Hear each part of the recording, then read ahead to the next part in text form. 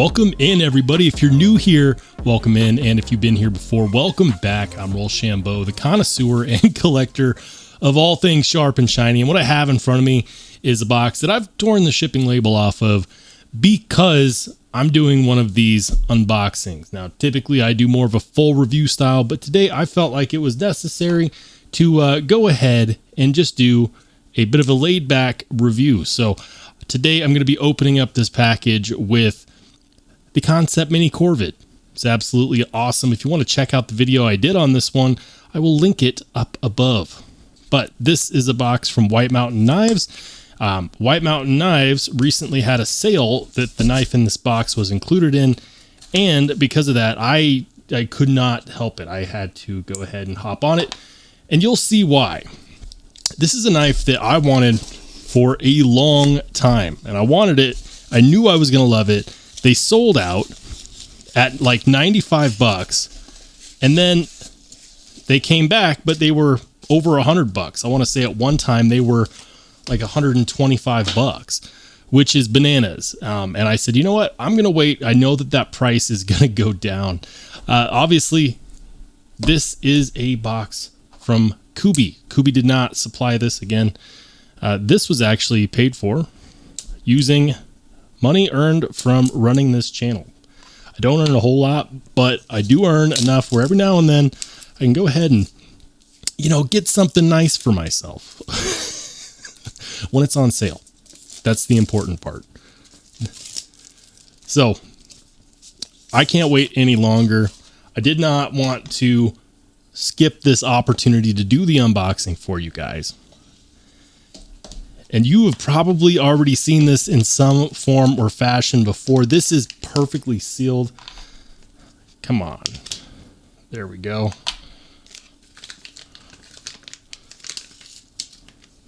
Get that out of there. The unboxing, yeah, you get a bit of a cloth foam padding on the inside. We'll leave that in there. Other than that, Kubey boxes are pretty simplistic. And I'm okay with that because all the focus should be on this knife. We're experiencing it for the first time together. They call it the poor man's Arius, also known as the Kubey Tityus. Tityus. Man, that's good.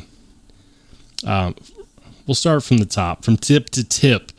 We've got titanium handle skills with a single-sided captive pivot. It's got the Kubey logo right there. It also has the Kubey logo on the blade. Really nice, deep drop point blade design. We have a deployment hole that goes into a fuller. That looks fantastic. I don't know if this pocket clip is titanium or not, but we're going to go ahead and test it and find out. That would be titanium.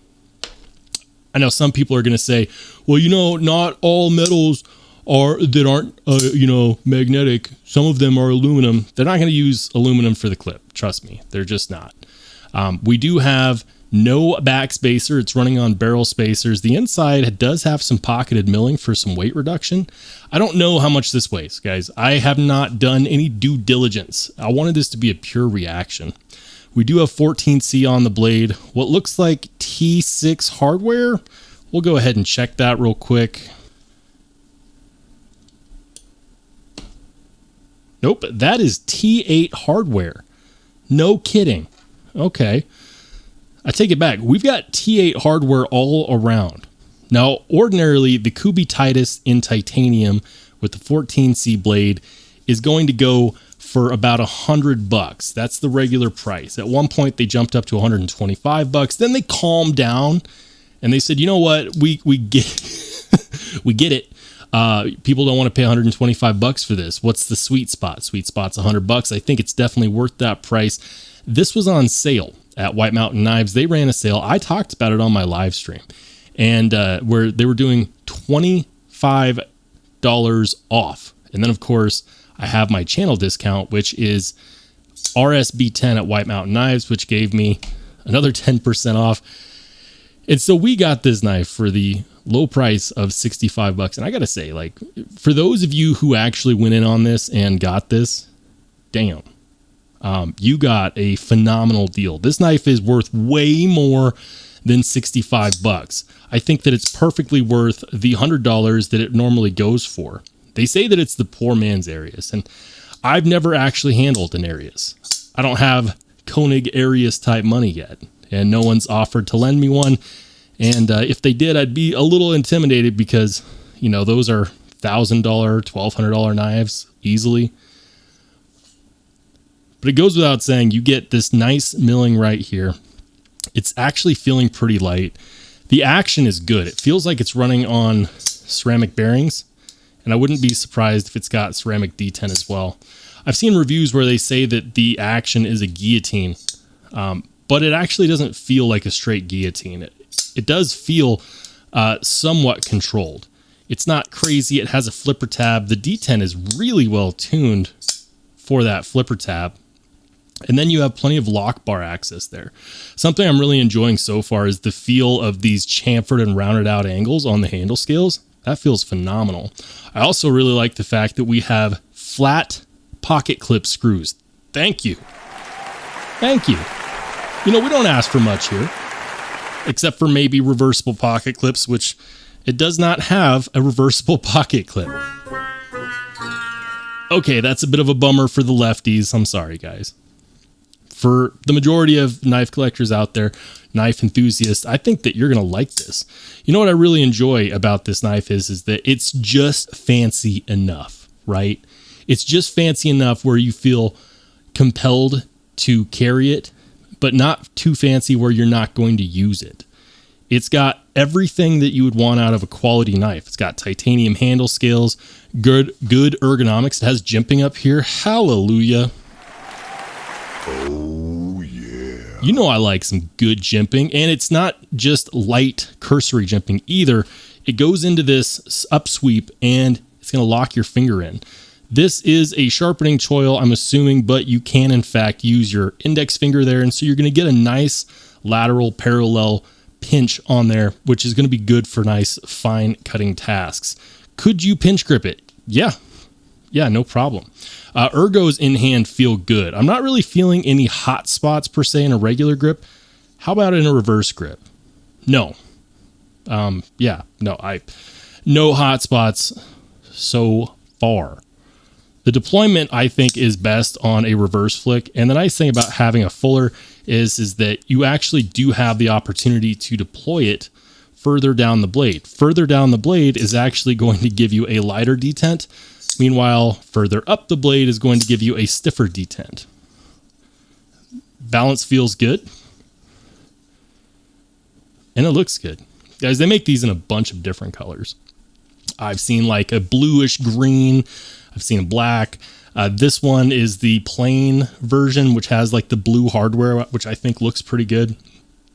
You know, they say it's a poor man's Arius, but I don't feel like a poor man when I handle this. I feel really freaking good. Kubey killed it with this design, and I am quite honestly very pleased. This is fantastic. Wow, that is good.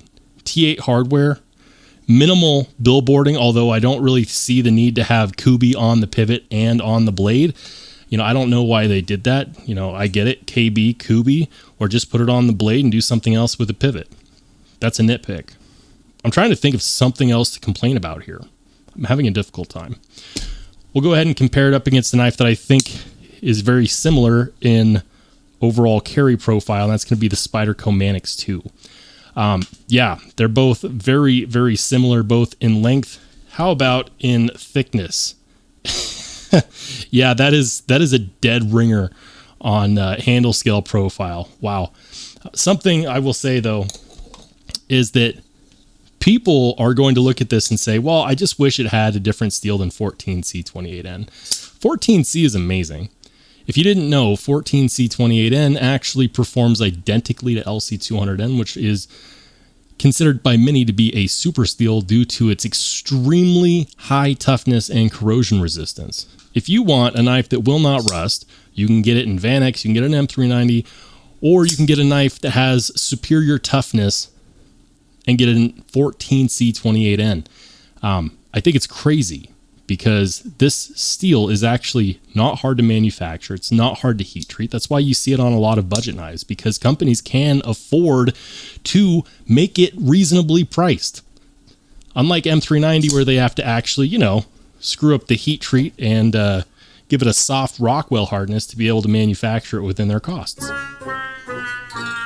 Yeah, I said it. I'm not taking it back.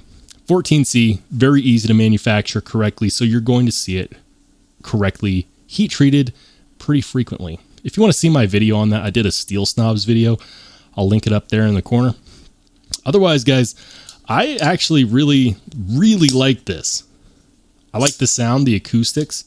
The feel in hand is good. The action is good. It doesn't feel overly heavy. The balance is fantastic. It feels like a fidgety knife, not because it has 1,000,001 opening options or deployment options, but because it feels good in the hand. It's satisfying to deploy. For $65, I'm kind of speechless, honestly. I can't believe that they sold for this little on White Mountain Knives, because I'm sure that if he had not done it on a sale, I'm sure if he had just dropped these knives, you know, standard $100 price, they would have still sold out. And to be honest with you, I would have still been happy. I'm curious now. Did you get in on the release on White Mountain Knives? Did you take advantage of the sale? Did you get one of these? Has it arrived? If not, why not? Let me know in the comments section down below. And guys, if you want to watch more awesome knife content, make sure to click on one of the videos that pops up next.